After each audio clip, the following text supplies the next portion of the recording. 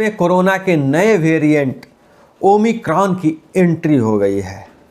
कर्नाटक में 2 लोग पॉजिटिव हुए हैं, ओमिक्रॉन वेरिएंट से संक्रमित मिले। दोनों में हल्के लक्षण थे, लेकिन राहत की बात यह है कि वे अब ठीक हैं। भारत में 21 नवंबर को पॉजिटिव मिले मरीजों की 26 के बाद जीनोम जांच के लिए नए वेरिएंट की पुष्टि हो गई है। तो सावधान रहें, सुरक्षित रहें। ओमिक्रॉन ने अपने देश में दस्तक दे दिया है। 30 देशों में पहुंच चुका कोरोना का यह नया वेरिएंट सबसे संक्रामक वेरिएंट है। जो पिछला जो डेल्टा वेरिएंट था उससे 7 गुना संक्रामक है और इसकी भारत में एंट्री हो चुकी है। दक्षिण अफ्रीका में दुनिया का पहला केस मिलने के सिर्फ 9 दिन बाद ही, ध्यान रखिएगा, दक्षिण अफ्रीका हजारों किलोमीटर दूर, वहाँ नया वेरिएंट मिलने के 9 दिन बाद ही गुरुवार को कर्नाटक में इस वेरिएंट के 2 केस की पुष्टि हो चुकी है।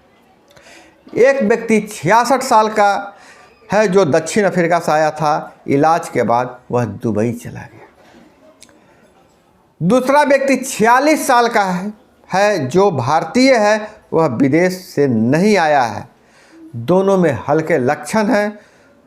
अगर सूत्रों की बात करें, सूत्रों ने बताया कि कर्नाटक में ओमिक्रॉन वेरिएंट के संक्रमित मरीज 21 नवंबर को ही पॉजिटिव मिल चुका था, लेकिन उसके सैंपल जीनोम सीक्वेंस के लिए नहीं भेजा गया था। 26 नवंबर को जब WHO ने चेताया तो सरकार ने सैंपल जीनोम सीक्वेंस के लिए भेजे। दोनों संक्रमितों के संपर्क में आए 300 से ज़्यादा लोगों की जांच की गई। इनमें 10 पॉजिटिव पाए गए। उनमें ओमिक्रॉन है या नहीं है, इसकी जांच रिपोर्ट अभी आना बाकी है। तो देखिए, सावधान रहिए, सुरक्षित रहिए। देश में दस्तक दे दिया है ओमिक्रॉन। दोस्तों, मैं आपको बता दूं कि आप देख रहे हैं ठोक तंत्र अभय के साथ। दक्षिण अफ्रीका, जी हाँ, दक्षिण अफ्रीका से यह वेरिएंट आया है। दक्षिण अफ्रीका में ओमिक्रॉन के रोजाना केस 10 दिनों में ही 28 गुना हो गए, लेकिन मौतें नहीं बढ़ी है, मौत नहीं हुई है।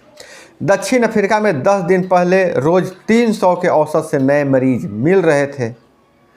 1 दिसंबर को 8,561 नए मरीज पाए गए। वैज्ञानिकों ने बताया कि दक्षिण अफ्रीका में 75% नए केस ओमिक्रॉन वेरिएंट के सामने आ रहे हैं। रोज़ होने वाली मौतों का औसत 10 दिन से लगभग स्थिर है। 10 दिन से मौत नहीं हुई है, यह राहत की बात है।